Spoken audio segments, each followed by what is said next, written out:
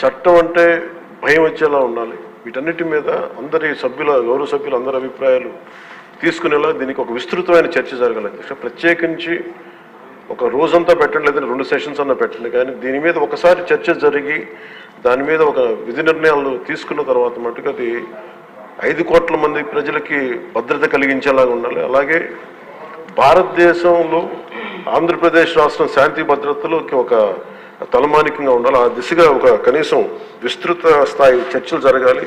అలాంటి దానికి మీరు ఇనిషియేట్ చేయాలని చెప్పి మీ తరఫున ముఖ్యమంత్రి గారిని కోరుకున్నాను. ముఖ్యమంత్రి గారు.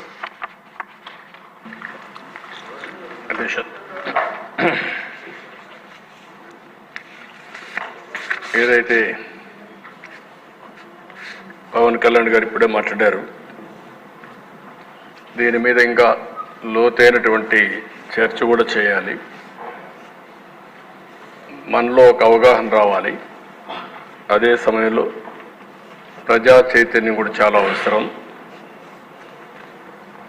ఒక పక్కన చాలా డిటరేట్ అయినటువంటి లా అండ్ ఆర్డర్, అధికార యంత్రాంగం కూడా చాలా వరకు ఎప్పుడూ లేనంతగా నిర్వీర్యం అయిపోయింది. ఈ వ్యవస్థను కూడా మళ్ళీ పటిష్టం చేయాల్సిన అవసరం ఉంది. నెక్స్ట్ సెషన్లో మళ్ళా బడ్జెట్కి వస్తాం.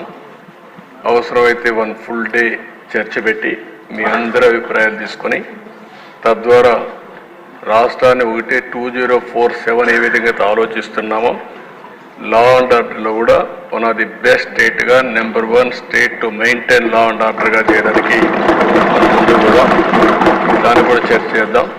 చర్చ చేసి